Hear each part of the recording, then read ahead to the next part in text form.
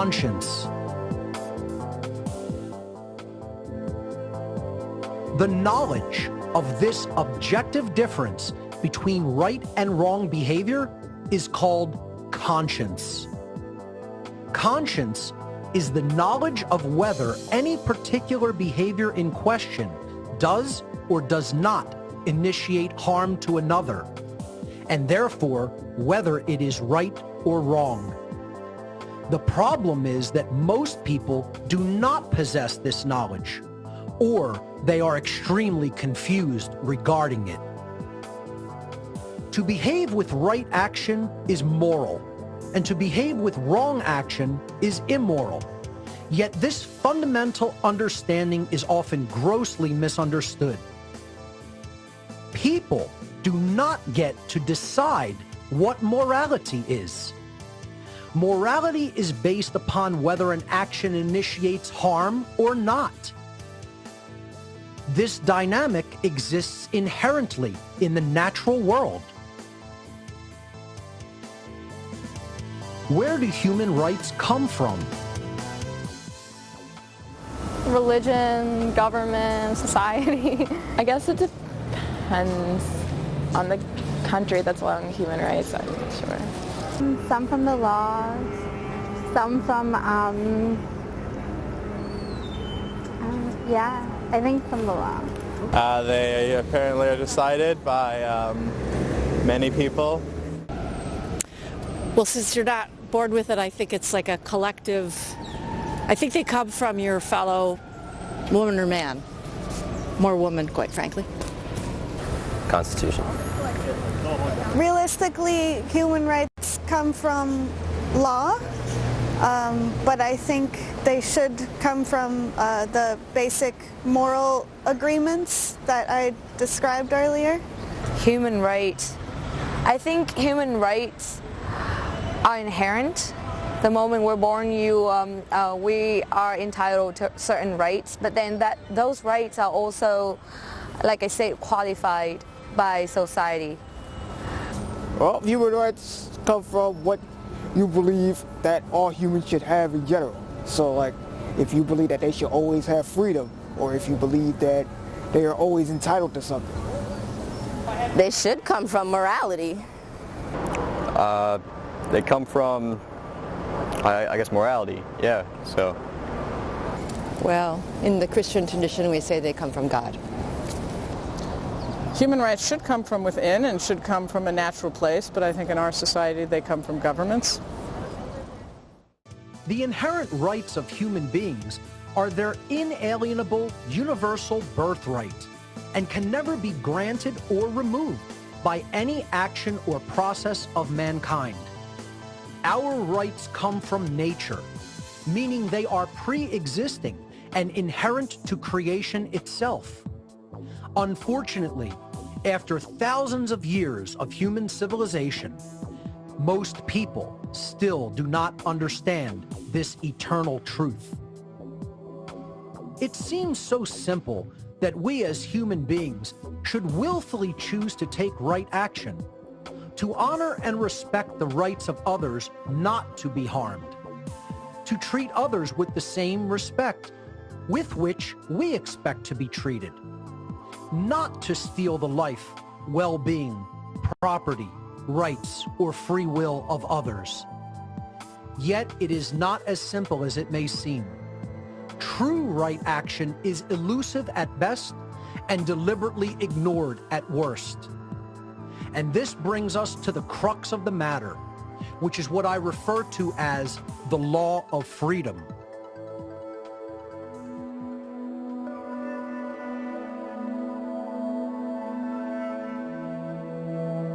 The law of freedom. The law of freedom governs the states of freedom or slavery of entire populations of beings who possess the capacity to comprehend the objective difference between moral behavior and immoral behavior. The natural law of freedom dictates that as a society collectively becomes more moral, they collectively become more free. And as a society collectively becomes more immoral, they collectively lose their freedom and become more enslaved. The freedom or slavery of an entire society is hinged upon whether that society behaves in the aggregate morally or immorally. Since most people still do not truly know the objective difference between right and wrong behavior, they are constantly making judgments that do not align with natural law.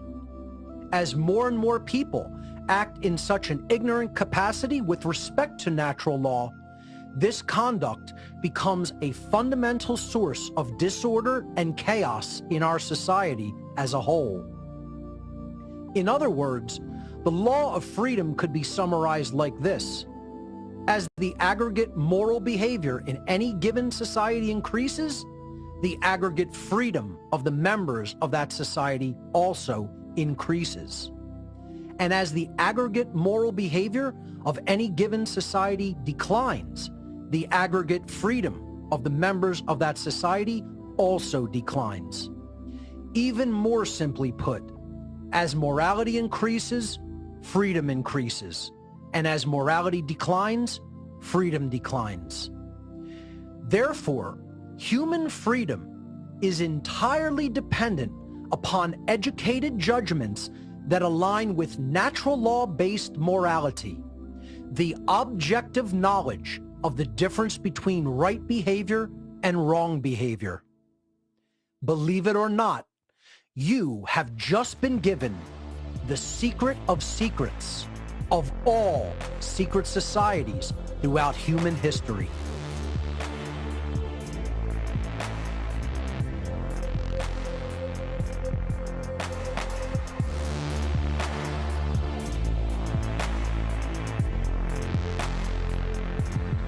Moral relativism. Moral relativism is the belief that there is no objective difference between right behavior and wrong behavior. Moral relativists believe that morality is relative or subjective, meaning that right and wrong can change with respect to time and location, depending upon human perception and opinion, likes and dislikes, whims and preferences. Moral relativism is the belief that human beings may arbitrarily decide for themselves what right and wrong are, and that they may become the arbiters of moral and immoral behavior based upon their likes and dislikes at any given time or place. It is absolutely essential for humanity to recognize that morality is objective, and that it is most certainly not based upon human perception or opinion. There is definitely an objective difference in nature between moral behavior and immoral behavior, because moral behavior does not initiate harm to others, whereas immoral behavior does initiate harm. These dynamics exist within and are inherent to the natural world. The prevalence of moral relativism in human society today is one of the main factors which solidifies slavery as the current human condition. Since aligning human behavior with natural law hinges upon knowing the objective difference between right behavior and wrong behavior, if most members of a society accept that there is no truth regarding those objective differences, that society can never consistently behave morally, and therefore they can never truly be free. True freedom can never exist in a society that embraces moral relativism, a society where people believe there is no objective difference between right and wrong behavior. Knowing the objective difference between right and wrong, and then willfully choosing right action over wrong action, is the foundational basis for the manifestation of the condition of freedom. If human beings remove that foundation by declaring that there is no objective morality, they will never be able to manifest a condition of genuine freedom in their lives. Understanding true objective morality will help humanity to recognize the fundamentally flawed belief in the legitimacy of human authority and government. By doing so, human interaction can become voluntary and free from the immorality of violence and coercion. If we want a world based in real freedom, we must understand that truth is independent of our perception and that objective morality exists and we can come to know it. If people learn the true difference between right and wrong behavior, humanity can become and remain free. If human beings continue to refuse this knowledge and continue to accept erroneous beliefs such as authority and moral relativism, humanity is going to remain enslaved.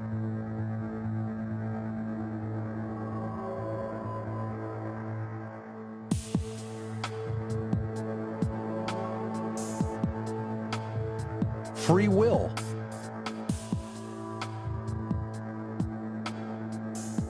Do human beings have free will? We think we do, but I don't believe so. Human beings, for the most part, have free will. To some extent. We're not always free to do everything, which I think it should be left like that. I don't believe so, no. Yes, in my opinion, I believe that humans have free will. I mean, I don't believe that you're living your life under somebody's control. Free will. I think we do have free will. We do have free will, but that free will is also suppressed by social norms. No, actually, no. I don't think human beings have free will. Yes. Well, we think we do, but in truth, I don't think we do. Yes. Yes. Yes. Yes and no. Yes, or they should. In some cases. Yes. All human beings have the free will to choose between moral behavior and immoral behavior. We have a choice as a people. We can use our free will to change our behavior and bring it into alignment with natural law by choosing morally right action. Or we can choose to behave immorally by condoning and perpetuating a system based in violence, coercion, and moral relativism. Will we continue down the path of slavery, watching our inherent rights stripped from us little by little? Or will we embrace the moral principles of natural law and create a society where each individual's life, rights, and freedom are respected and protected because we recognize our inherent sovereignty and the sovereignty of all other sentient beings? The law of freedom will manifest our reality in either direction based upon our collective moral choices.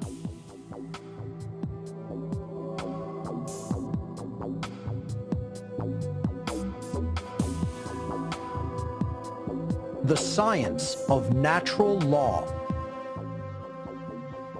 Our shared human experience on Earth is collectively created and determined by the quality of aggregate human behavior. This demonstrates the effects of the natural laws of behavioral consequence operating within the physical realm. Our free will-based behaviors operate in what is known as the plane of causality, because our behavior is the underlying cause of the physical manifestations which result in the world.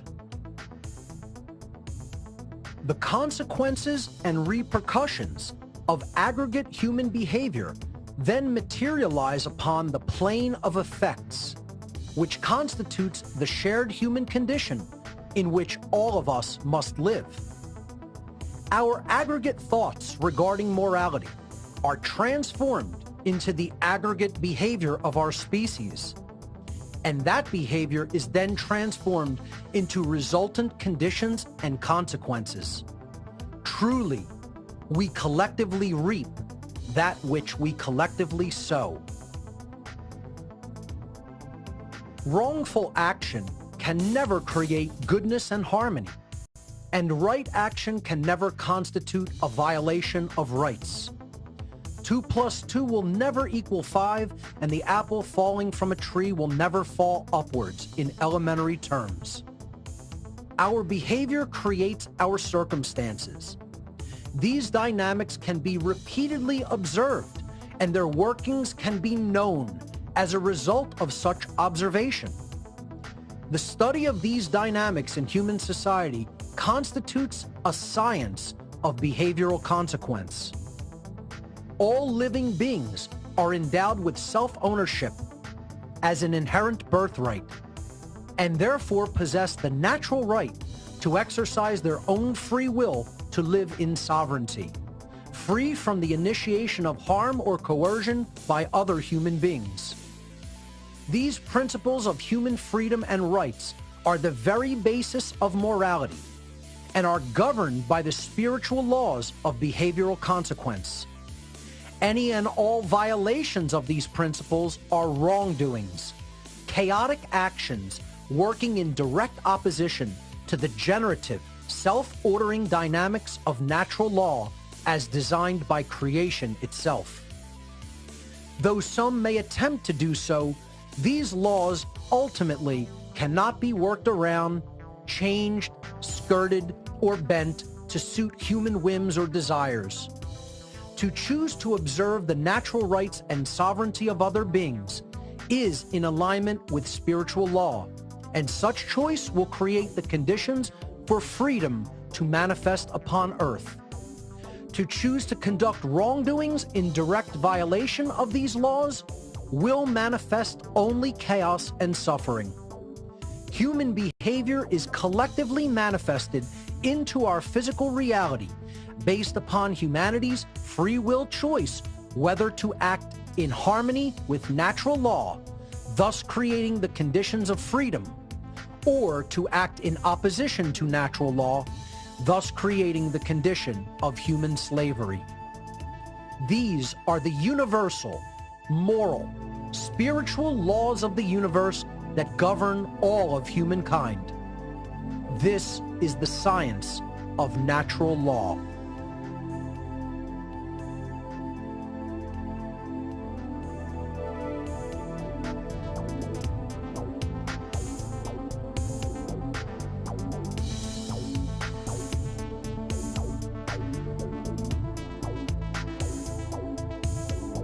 The one great work. My unwavering dedication to delivering the message of natural law in every conceivable form for the past 13 years has gone virtually unnoticed by humanity as a whole, and society continues its rapid descent into immorality, chaos, and slavery. Far too few understand or take heed of my warnings, and even fewer speak out to teach others. I am seeking peers and allies in the war for our very freedom that is before us. Our one great work is to end the human condition of slavery. This arduous task begins with the self and extends to our friends and family, our communities, and our world. Speaking out is an extreme act of defiance because those who are currently in power seek to keep their power by exploiting the ignorance of mankind. There is so much human ignorance in the world today regarding the issue of morality that the situation can seem hopeless. Becoming aware of the level of ignorance that exists we must also come to see that the only solution to the human condition of slavery is to spread the understanding of natural law and make it common sense knowledge for everyone. The dark occultists who are currently controlling humanity seek to continue to hide this understanding and to prevent it from becoming everyday common sense knowledge on a worldwide scale. Ultimately, this documentary is a call to action for all those who have gained an understanding of natural law and its principles. A lot more teachers are needed to carry this message of freedom to the masses of humanity. There are not yet enough voices doing this. You yourself need to get involved in the effort of spreading the knowledge of natural law. The solution lies in not just knowing it, but in what you do to spread this knowledge once you have come to understand it. Start a podcast, publish a blog, make a video, publish a newsletter, make music and art, contribute resources. Do anything and everything you can to make natural law common sense knowledge to people all over the world. Only with a united effort will we have a fighting chance. We need more boots on the ground in this spiritual war for human freedom. Once you have expanded your worldview to encompass an understanding of the science of natural law, it becomes your personal responsibility to help others to learn these inherent governing dynamics of creation. Our very freedom itself depends on it. This has been an introduction to the philosophy and science of natural law. For further study, please watch my full video seminar entitled Natural Law, the Real Law of Attraction and How to Apply It in Your Life. For more information on my work, please visit my website, whatonearthishappening.com. I recommend studying my podcasts in order, starting from number 1 at your own pace, and watching my video presentations and seminars. Thank you so much for your time and attention.